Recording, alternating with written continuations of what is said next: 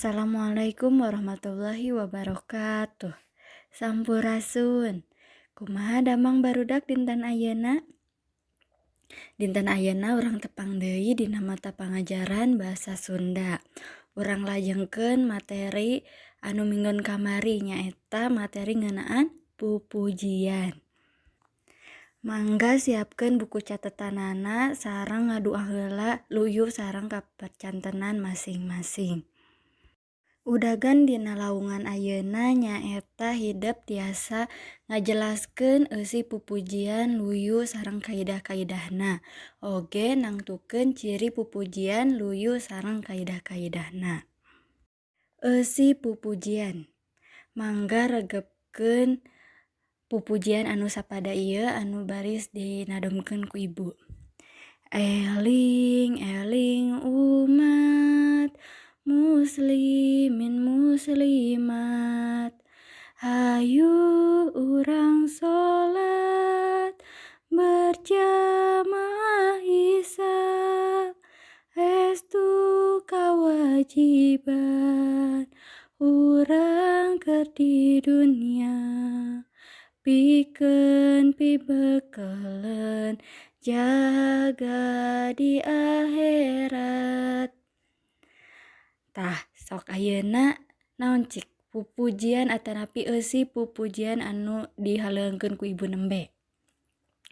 Pupujian anu nembe teh nyaeta judulna teh eling-eling umat.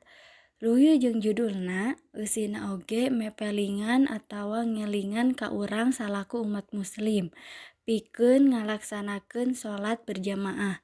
Dina eta pupujian disebutkeun yen sholat teh mangrupa kawajiban sarta kautamaanana pikeun pibekeleun urang jaga lamun urang geus maot engke, pikeun hirup di akhirat. Ciri-ciri pupujian. Ciri-ciri pupujian anu kahiji nyaeta ayana pola engang. Engang teh naon? Engang teh nyaeta suku kata. Biasana pupujian teh dina sapadalisana atanapi dina sabarisna aya 8 engang atanapi aya 8 suku kata. Cobi tinggal dina sapadalisan eling-eling dulur kabeh. Nyata pami dirucat mah aya 8 engang atanapi 8 suku kata nyaeta eling eling dulur kabeh. Anu kadua cirina nyaeta purwakanti. Naon ari purwakanti teh? Purwakanti nyaeta padeuketna sora kecap dina ungkara kalimah, bagian-bagian kalimah atawa rendonan kecap-kecap. Tah cobi tinggal contohna di gigireunana nya. Eta aya sapada tanapi sabait tina pupujian eling-eling dulur kabeh. Aya padalisan kahiji aya sabab urang bakal mati. Nyawa dipundut ku Gusti. Najan raja Nyakrawati teu bisa nyingkiran pati. Tungtung engangna atanapi tungtung sora dina unggal padalisanana sami nyaeta I. Mati, Gusti, Nyakrawati, jeung pati. Tah eta anu disebat purwakanti.